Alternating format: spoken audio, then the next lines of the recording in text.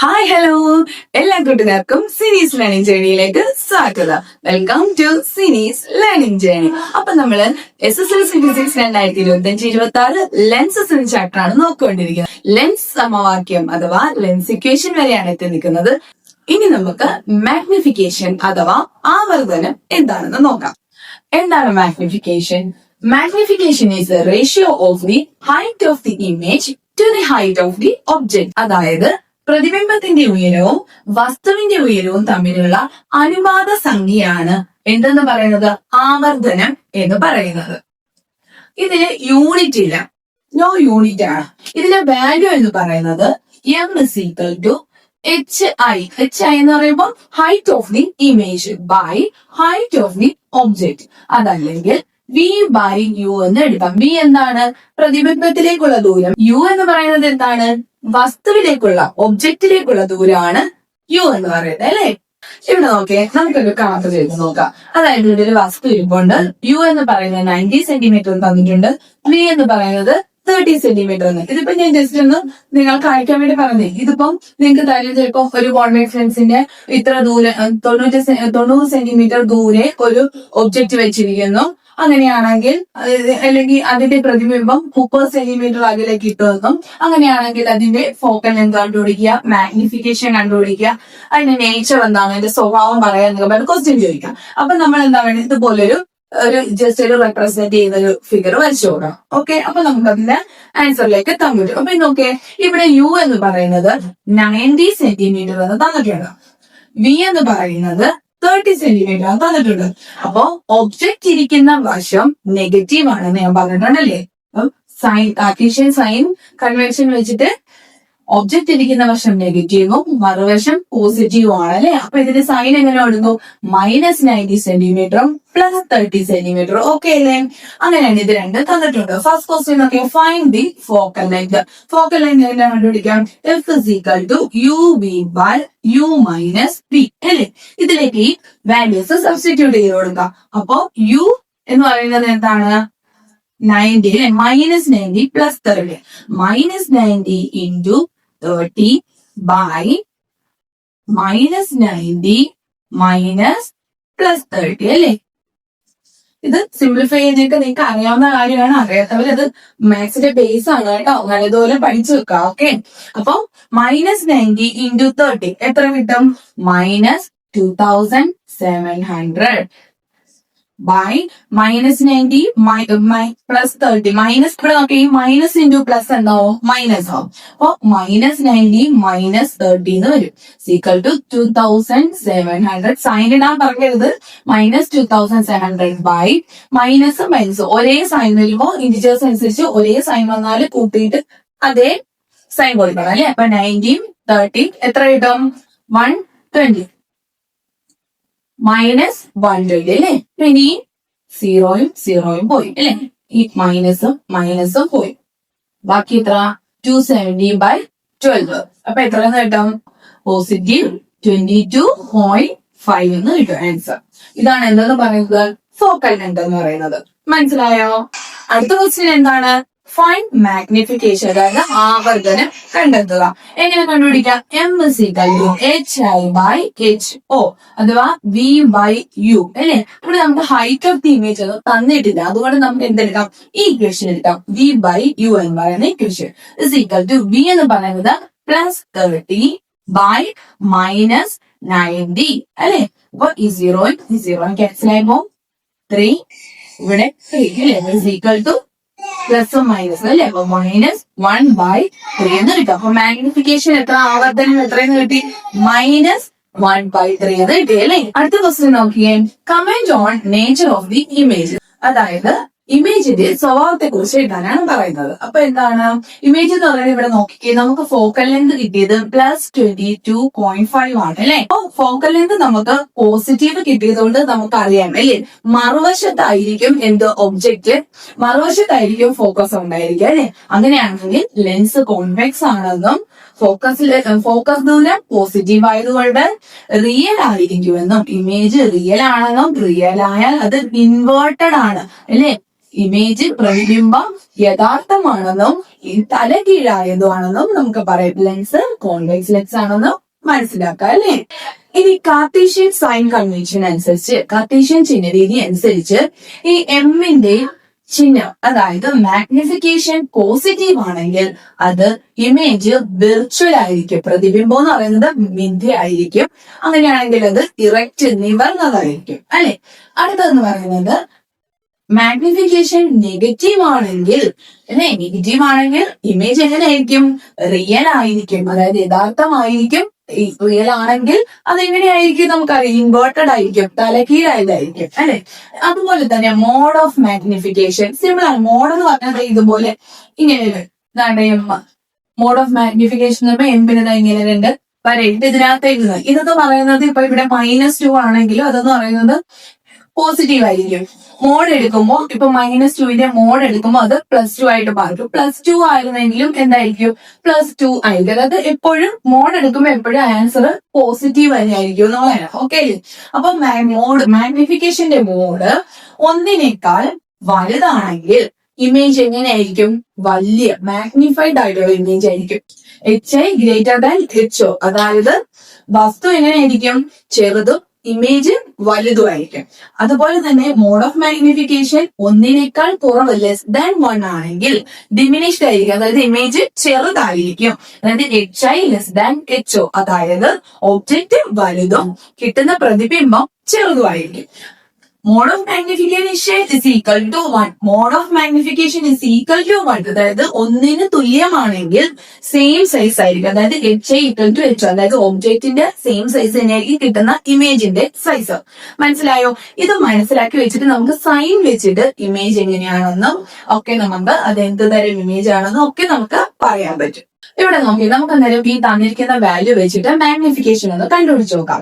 Magnification എന്ന് പറയുന്നത് ഇവിടെ നോക്കിയാൽ U തന്നിട്ടുണ്ട്, V തന്നിട്ടുണ്ട്, ഹൈറ്റ് ഓഫ് ദി ഒബ്ജക്റ്റും ഹൈറ്റ് ഓഫ് ദി ഇമേജും തന്നിട്ടുണ്ട്. നമുക്ക് രണ്ടും വെച്ച് കണ്ടുനോക്കാം.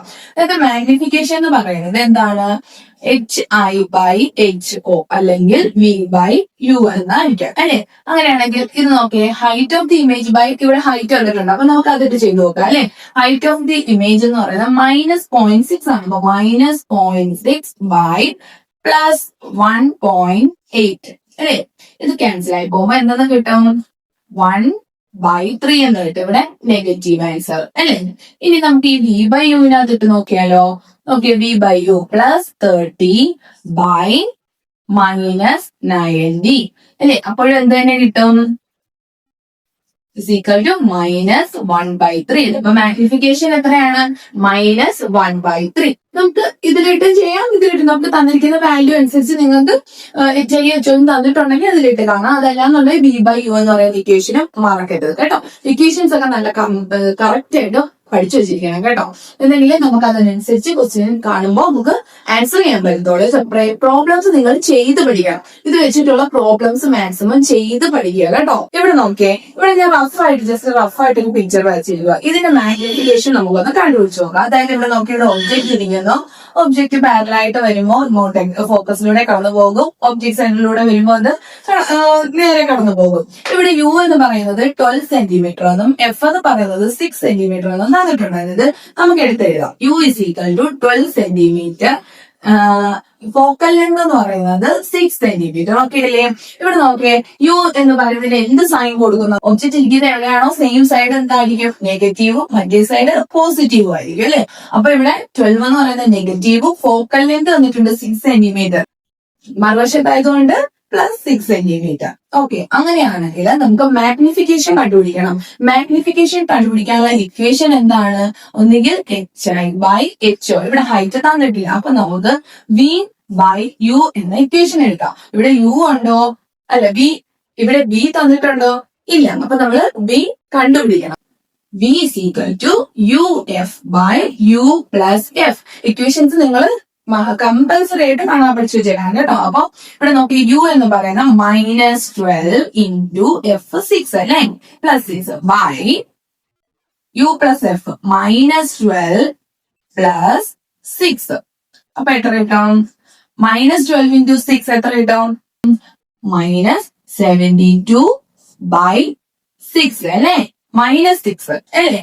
ഇസ് ഈക്വൽ ടു, അതായത് ഇവിടെ minus into plus minus, different sign ആണെങ്കിൽ വലിയ നമ്പറിൽ നിന്നും ചെറിയ നമ്പർ കുറച്ചിട്ട് വലുതിന്റെ സൈൻ. അപ്പൊ ഇവിടെ 12 6 കുറച്ചിട്ട് 12 സൈൻ കൊടുക്കും. ഇനി ഈ മൈനസും മൈനസും ക്യാൻസൽ ആയിപ്പോ അല്ലെ. ഇവിടെ 6 72 എത്ര ഈക്വൽ ടു 12 എന്ന് കിട്ടും അല്ലെ. Positive 12 centimetre. അപ്പൊ നമുക്ക് ബി കിട്ടി. എത്ര കിട്ടി? 12 സെന്റിമീറ്റർ. അങ്ങനെയാണെങ്കിൽ നമുക്ക് ഇനി മാഗ്നിഫിക്കേഷൻ കണ്ടുപിടിക്കാം അല്ലെ. Magnification is equal to B by U അല്ലെ. അപ്പോ ബി എന്ന് പറയുന്നത് എത്രയാണ്? പ്ലസ് 12 സെന്റിമീറ്റർ ബൈ യു എത്രയാണ്? Minus 12 centimetre. മൈനസ് 12 അല്ലേ. അപ്പൊ ആൻസർ എത്ര കിട്ടും? മൈനസ് 1 എന്ന് കിട്ടും അല്ലേ. ഇവിടെ നോക്കിക്കേ, മാഗ്നിഫിക്കേഷൻ നമുക്ക് -1 ആണ് കിട്ടിയത്. അപ്പൊ നമുക്ക് ഈ സൈൻ നോക്കിക്കേ, മാഗ്നിഫിക്കേഷൻ പോസിറ്റീവ് ആണെങ്കിൽ എന്താണ് പറഞ്ഞത്? വിർച്വൽ ആയിരിക്കും. ഇമേജ് വിർച്വൽ അല്ലെങ്കിൽ മിഥ്യയായിരിക്കും എന്ന് പറഞ്ഞു അല്ലെ. മാഗ്നിഫിക്കേഷൻ നെഗറ്റീവ് ആണെങ്കിൽ ഇമേജ് റിയൽ ആയിരിക്കും, അതായത് യഥാർത്ഥമായിരിക്കും. അതെങ്ങനെയായിരിക്കും? ഇൻവേർട്ടഡ് ആയിരിക്കും. അപ്പൊ ഇവിടെ നെഗറ്റീവ് ആയതുകൊണ്ട് ഇമേജ് എന്ന് പറയുന്നത് എങ്ങനെയായിരിക്കും? ഇമേജിന്റെ നേച്ചർ എന്ന് പറയുന്നത് റിയൽ ആയിരിക്കും, ഇൻവേർട്ടഡ് ആയിരിക്കും അല്ലേ. ഇൻവേർട്ടഡ് ആയിരിക്കും. ഇനി നമുക്ക് ഈ ചിഹ്നം മാറ്റിയിട്ട് ഇതിന്റെ മോഡ് എടുത്ത് നോക്കി. ഇതിന്റെ മോഡ് എടുക്കുമ്പോ മോഡ് ഓഫ് മാഗ്നിഫിക്കേഷൻ എന്ന് പറഞ്ഞാൽ 1 അല്ലേ കിട്ടുന്നേ. അപ്പം mod of magnification equal to 1 ആണെങ്കിൽ അത് എങ്ങനെയായിരിക്കും എന്ന് പറഞ്ഞ ഇമേജ് സെയിം സൈസ് ആയിരിക്കും എന്ന് പറഞ്ഞില്ലേ. അപ്പൊ ഇവിടെ ഇമേജ് എന്ന് പറയുന്നത് സെയിം സൈസ് ആയിരിക്കും. മനസ്സിലായോ? ഇനി നമ്മൾ നോക്കാൻ പോകുന്നത് പവർ ഓഫ് ലെൻസ്, അതായത് ലെൻസിന്റെ പവർ. നിങ്ങൾക്കറിയാം, നമ്മൾ കണ്ണ് പരിശോധിക്കാനൊക്കെ ചെല്ലുമ്പോൾ ഡോക്ടർമാരിങ്ങനെ ആ കുറിപ്പ് നിങ്ങൾ കണ്ടിട്ടുണ്ടായിരിക്കും അല്ലെ. ആ കുറിപ്പിൽ ഇങ്ങനെ നെഗറ്റീവ് സൈനും പോസിറ്റീവ് സൈനും, അതായത് പവർ, ലെൻസിന്റെ പവർ ആണ് കാണിക്കുന്നത് അല്ലെ. അതാണ് നമ്മൾ നോക്കാൻ പോകുന്നത്. പവർ ഓഫ് ലെൻസ് എന്ന് പറയുന്നത് സിമ്പിൾ ആണ്. അതായത് ഫോക്കൽ ലെങ്തിന്റെ, ഫോക്കസ് ദൂരത്തിന്റെ റെസിപ്രോക്കൽ ആണ് എന്തെന്ന് പറയുന്നത് പവർ ഓഫ് ലെൻസ് എന്ന് പറയുന്നത്. Reciprocal of the focal length, അതായത് 1/f. ഈ that should be in metre, അതായത് എപ്പോഴും മീറ്ററിലായിരിക്കും. 1/f എന്ന് പറയുന്നത് മീറ്ററിലായിരിക്കും. SI unit of power is dioptre, അതായത് പവറിന്റെ SI യൂണിറ്റ് എന്ന് പറയുന്നത് ഡയോപ്റ്റർ, അതായത് ക്യാപിറ്റൽ D കൊണ്ടാണ് അതിനെ റെപ്രസെന്റ് ചെയ്യുന്നത്. ഇനി ഞാൻ പറയുന്നത് ശ്രദ്ധിച്ചോ. ഇപ്പൊ ഫോക്കൽ ലെങ്ത് മീറ്ററിലാണ് തന്നിരിക്കുന്നെങ്കിൽ നിങ്ങൾ P is equal to 1/f എന്ന് ചെയ്യണം. ആ ഇക്വേഷനിലിട്ട് ചെയ്യണം. അതല്ല ഫോക്കൽ ലെങ്ത് സെന്റിമീറ്ററിലാണ് തരുന്നതെങ്കിൽ നമ്മൾ അതിനെ മീറ്ററിലോട്ട് മാറ്റണ്ടേ. മീറ്ററിലോട്ടൊക്കെ മാറ്റി ചെയ്ത് വരുമ്പോൾ ചിലപ്പോൾ നിങ്ങൾക്കൊരു കൺഫ്യൂഷൻ വരുമോ, ചിലപ്പോൾ ബൈ മിസ്റ്റേക്ക് എന്തെങ്കിലും സംഭവിക്കാം. അതിന് പകരം നിങ്ങൾ സെന്റിമീറ്ററിലാണ് ഫോക്കൽ ലെങ്ത് തന്നിരിക്കുന്നതെങ്കിൽ P is equal to 100/f എന്ന് പറയുന്ന ഇക്വേഷനിലിട്ട് ചെയ്ത് കൊടുത്താൽ മതി. കോൺകേവ് ലെൻസിന്റെ ഫോക്കൽ ലെങ്ത് എന്ന് പറയുന്നത് എപ്പോഴും നെഗറ്റീവ് ആയിരിക്കും. നമ്മൾ ഇതുവരെ പഠിച്ചത് തന്നെയാണ്. കോൺകേവ് ലെൻസിന്റെ ഫോക്കൽ ലെങ്ത് നെഗറ്റീവ് ആയിരിക്കും, കോൺവെക്സ് ലെൻസിന്റെ ഫോക്കൽ ലെങ്ത് പോസിറ്റീവ് ആയിരിക്കും. ഇത് മെമ്മറിയിൽ വേണം എന്ന് പറഞ്ഞാൽ ഇത് മാത്രമല്ല മെമ്മറിയിൽ വേണ്ടത്. നമ്മൾ ഇതുവരെ പഠിച്ച കാര്യങ്ങളെല്ലാം വളരെ ഇമ്പോർട്ടന്റ് ആണ്. ഏറ്റവും സിമ്പിൾ ആയിട്ടാണ് ഞാൻ നിങ്ങൾക്ക് ഇതെല്ലാം പറഞ്ഞു തന്നിരിക്കുന്നത്. ഒരുപാട് വലിച്ചു നീട്ടാതെ ആവശ്യമുള്ളത് മാത്രം കറക്റ്റ് ഞാൻ പറഞ്ഞു തന്നിട്ടുണ്ട്. തീർച്ചയായിട്ടും നിങ്ങളത് ഫുള്ള് കാണുക. സംശയം ഉണ്ടെങ്കിൽ ഒന്ന് ബാക്ക് അടിച്ചിട്ട് വീണ്ടും കാണുക. ഞാൻ റിപ്പീറ്റ് ചെയ്ത് പറഞ്ഞുകൊണ്ടിരുന്നാലും നിങ്ങൾക്ക് ലാഗ് അടിക്കും, നിങ്ങൾക്ക് ഒരു മടുപ്പ് തോന്നും. അതുകൊണ്ടാണ് ഞാൻ ഒറ്റ തവണ പറഞ്ഞങ്ങ് പോകുന്നത്. ഓക്കെ അല്ലേ?